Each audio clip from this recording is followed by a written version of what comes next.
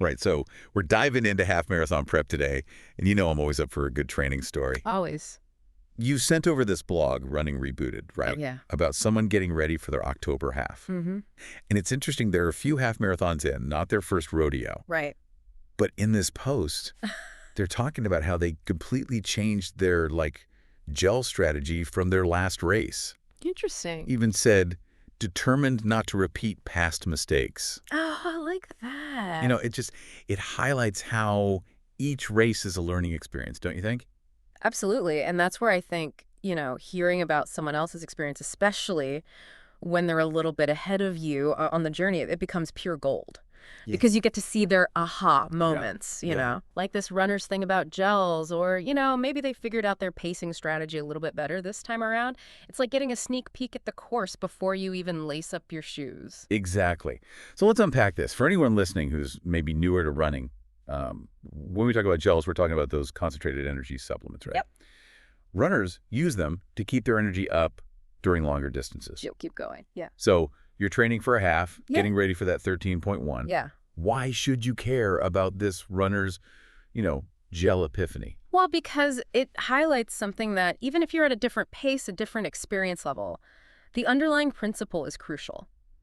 This runner learned that, hey, fueling is key. Okay. And they adjusted their strategy based on, maybe they switched gel types. Maybe they were just using too much before. Oh, interesting. This is about finding what works for you. Yeah, okay. Let's get into how this runner trains, because they did something kind of interesting. Okay.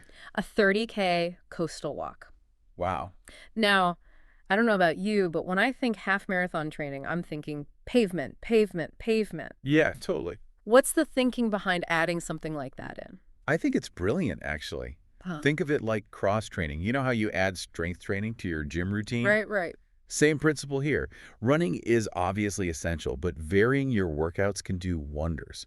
A long walk, especially on a different terrain like that, a coastal path, you're activating different muscle groups. Makes sense. It helps prevent injuries, and honestly, it keeps things mentally interesting. Yeah, it's like hitting the refresh button. Exactly. You're still building that endurance, but in a way that challenges your body and mind differently. Yeah.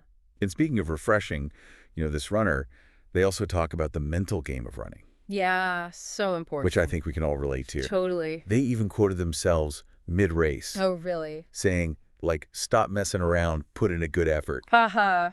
That's like they were giving themselves a pep talk on the go. I love that. It's so easy to get caught up, in the physical training, but the mental side, that's huge, especially when you're hitting those tough spots during a race. Totally.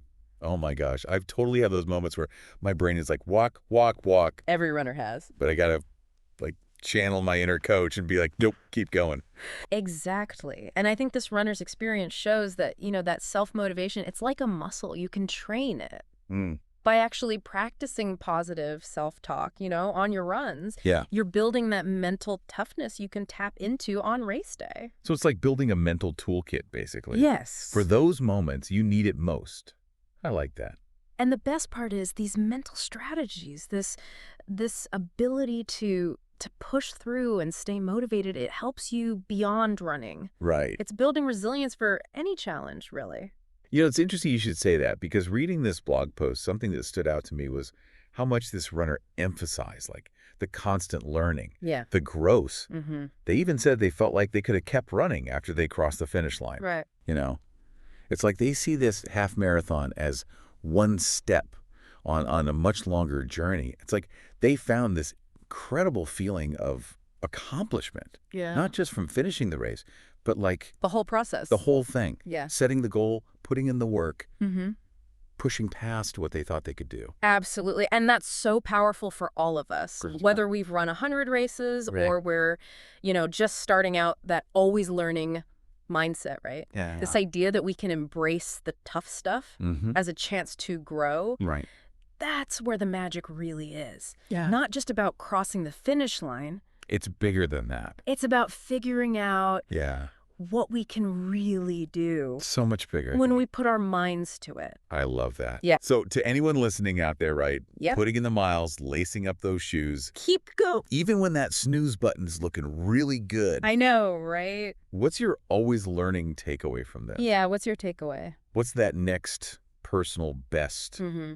on the track, off the track. Yeah, keep pushing those boundaries, Hmm. exploring those areas where you're like, ooh, I don't know about that. Right, right. And remember, that strength you build along the way, Yeah, that resilience, that's what'll carry you love that. way beyond any finish line. So good. Yeah. Well, on that note, I think that's a wrap for our deep dive today. Amazing. Until next time, everyone, happy running. Happy running.